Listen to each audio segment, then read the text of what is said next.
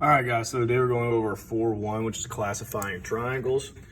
We're going to be able to identify and classify triangles by angle measure and by side measures.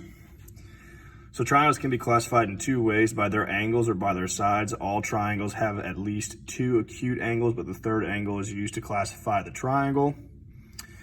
So we're going to classify triangles by angles and sides.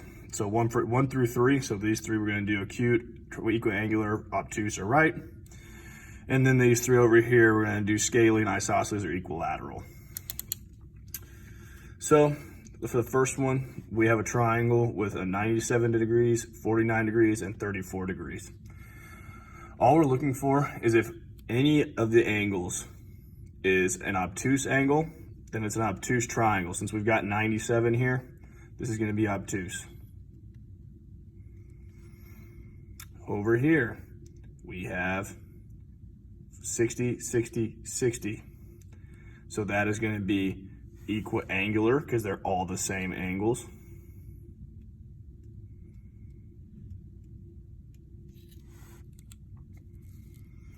It's also acute because we have all acute angles. And then this last one, use the diagram at the left to classify triangle PQS as acute, equiangular, obtuse, or right, and explain your reasoning. So we've got PQS, we've got 45, 45, and then we have this 90 degree and mark right there. If there's a 90 degree on this side of the line, there's a 90 degree on this side of the line as well. So this is going to be a right triangle. And that is because of the right angle marking right there. So therefore this has to be 90 degrees as well. All right, so before we hop into this, equiangular, all same angle measures. Equilateral, all same side lengths. Isosceles is two congruent sides. And scaling is all different side lengths. Acute, there's just an acute angle, and Noah, there's only acute angles. Obtuse, there's one obtuse angle. Right, there's one right angle. So when we look at these over here, we've got classify the button in the picture by its sides. So we've got 0.75, 0.75, 0.75. They're all the same. So that's going to be equilateral.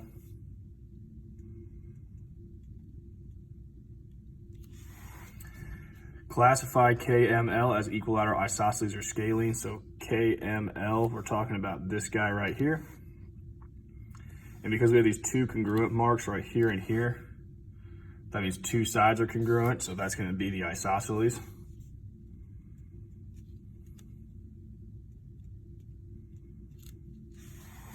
And again, our reason is just because KM is congruent to ML.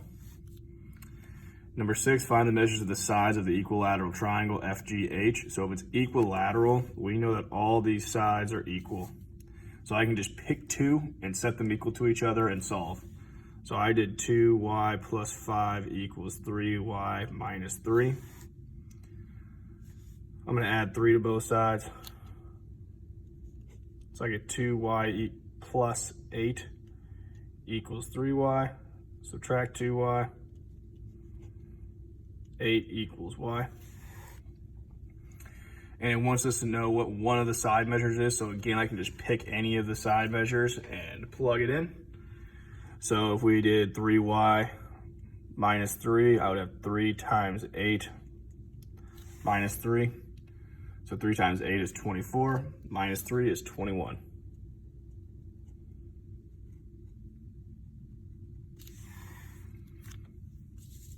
All right, and the last one, if point K is the midpoint of FH, classify each triangle in the figure as equilateral, isosceles, or scaling. So if K, this point right here, is the midpoint of FH, that means that whatever this side is as well. So this side is 2.5. So triangle FGH, we've got this side is 5, and this side is marked as congruent, so this side is 5. 2.5 plus 2.5 is 5, so all the sides are 5. So we've got equilateral.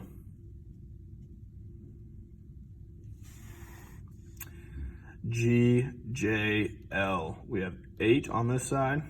5 plus 3 is 8 for this whole GL. And then we have 5. So we have 2 sides that are the same. So that's going to be isosceles.